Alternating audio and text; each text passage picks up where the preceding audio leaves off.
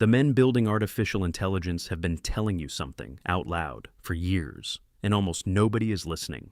They are not telling you your job is safe. They are telling you the opposite. They are telling you that work itself is going to become optional, and they are already designing the thing that replaces your paycheck. Elon Musk says that within 10 to 20 years, working will be optional. Sam Altman, the CEO of OpenAI, spent millions of his own money running one of the largest experiments in American history to test giving people free money every month.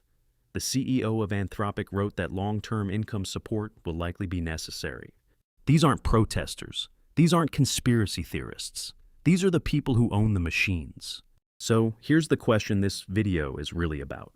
If the men building the future are already planning to pay you not to work, who ends up holding the power? This is the story of the last paycheck. Let's kill one myth immediately. This is not a prediction. It has already begun. In April of 2026, Goldman Sachs measured it, roughly 16,000 American jobs disappearing every month to AI displacement. 25,000 eliminated, only 9,000 created back. Annualized, that's nearly 200,000 positions, gone, in one country. Stanford's AI index found something even more brutal. Employment for software developers aged 22 to 25, the exact people who were told to learn to code, has dropped nearly 20% since 2024. The ladder isn't being climbed anymore. The bottom rungs are being sawed off. And the scale of what's coming is not small. The International Monetary Fund estimates that 40% of jobs worldwide are exposed to AI, and in advanced economies, 60%. McKinsey found that 57% of all American work hours are technically automatable with technology that already exists today, not future technology. Today's. The World Economic Forum projects 92 million roles displaced globally by 2030. And it is not random who gets hit. Data entry, 95% risk. Customer service, 80%. Cashiers, admin assistants, bank tellers, records clerks. These are not bad jobs. These are the jobs that let ordinary people pay rent. And they are being deleted first because they follow rules. And rules are exactly what a machine copies best. The CEO of JP Morgan confirmed in 2026 that the bank has already displaced workers with AI. Their headcount looked flat. Underneath, operations and support roles quietly fell while the structure of the company changed shape around them. The disappearance isn't loud. That's the point. There's no announcement. Just a job posting that never appears again. So if the work goes away, what replaces the money? Here's where it stops being theory. The answer already has a name, and the most powerful people in technology are already saying it out loud. Universal basic income, a monthly payment from the government to every citizen, whether you work or not. Elon Musk didn't hedge. He said advancements in AI and robotics will bring us to the point where working is optional and that there will be, quote, universal high income. Sam Altman didn't just talk about it, he funded it, backing one of the largest guaranteed income studies ever run in the United States, explicitly to understand how cash payments could cushion AI-driven job losses. Dario Amodei, the CEO of Anthropic, wrote that if AI-driven displacement is large and permanent, it will likely be necessary to go beyond retraining programs to long-term income support. Funded, he suggested, by taxing the companies causing it, or raising capital gains taxes. Ray Dalio, one of the most successful investors alive, is calling for wealth redistribution policy for when AI and humanoid robots benefit the top 10% more than everyone else. And here's the detail that should stop you cold. This idea is now endorsed across a political spectrum that agrees on nothing else. Bernie Sanders, Gavin Newsom, Steve Bannon, Sam Altman, Donald Trump. When people who despise each other suddenly agree on how you'll be paid, that is not a fringe theory. That's a consensus forming above your head. The check is coming. The only question left is what it costs you. Now here's the part almost nobody says out loud.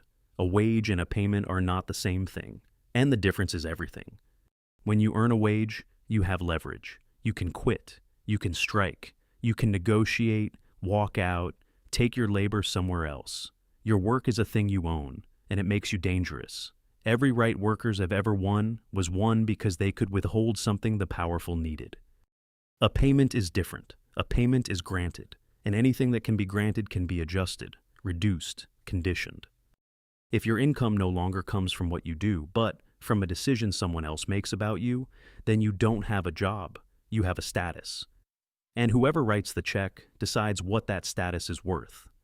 Geoffrey Hinton, the man they call the godfather of AI, a Nobel laureate, went further. He says AI will create massive unemployment and make the rich richer. And he dismissed basic income as a solution. Not because the money doesn't help, because, in his words, it won't deal with human dignity. People get their sense of worth from their work. Hinton was careful about the blame too. He said it isn't AI's fault. It's the system it operates inside. That's the real machine here, not a robot, an arrangement. Because look at where the wealth actually flows. The productivity belongs to the machine. The machine belongs to whoever owns it. And if you're receiving a check instead of a wage, you are no longer a producer in that economy. You are a consumer being kept solvent enough to keep buying. And now, in 2026, something changed. Sam Altman, the loudest champion of basic income in Silicon Valley, reversed. In May of 2026, he said he no longer believes fixed cash payments alone are enough to handle what AI is about to do. Instead, he began pointing towards something else: ownership, giving people a stake in the AI companies themselves and access to compute. Think about why that matters. Even the man who funded the UBI experiment concluded that a monthly check doesn't fix the underlying problem, because a check doesn't give you a share of the thing generating the wealth. It just rents you a life. Bernie Sanders proposed something sharper, giving American citizens an actual equity share of AI's wealth, plus an independent commission with shareholder voting power to steer the industry. His reasoning is hard to argue with. AI, he said, is built on the collective knowledge of humanity and the creative work of tens of millions of people. Your words, your art, your data, it's in there. Altman met with Sanders. He agrees the public should have equity. He does not agree on the 50% number. And that gap, that argument over percentages, happening in rooms you'll never enter, is the argument over the rest of your life. Now, let's be honest, because this only matters if it's true. The dystopia is not guaranteed. That same World Economic Forum report that projects 92 million jobs displaced also projects 170 million created, a net gain of 78 million jobs. Goldman Sachs, for all its displacement numbers, estimates only about 2.5% of U.S. employment is truly at risk of elimination, and sees $7 trillion in global growth over a decade. And history is on the optimists' side. Every automation wave, the loom, the tractor, the computer, destroyed jobs and created more than it destroyed. But notice the catch, because it's the whole ballgame.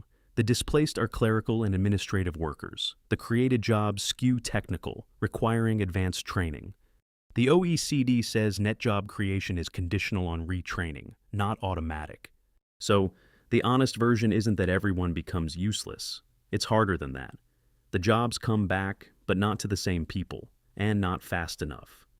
And Altman himself argues for what he calls democratization of AI, warning that centralizing this much power in one company or one country leads somewhere dangerous.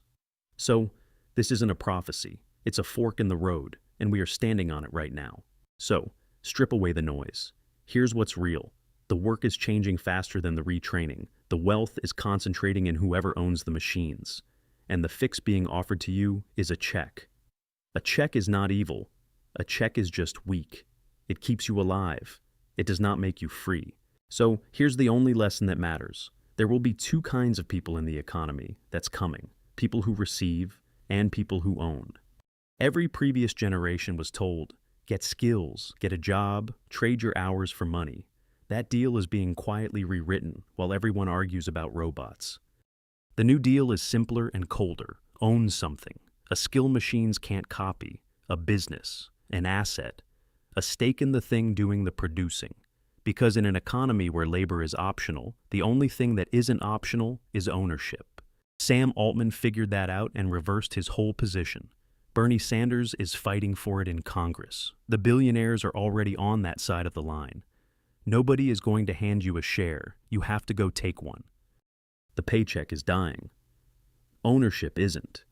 If this changed how you see the next 10 years, subscribe because the rules of money are being rewritten right now, and we're covering every page.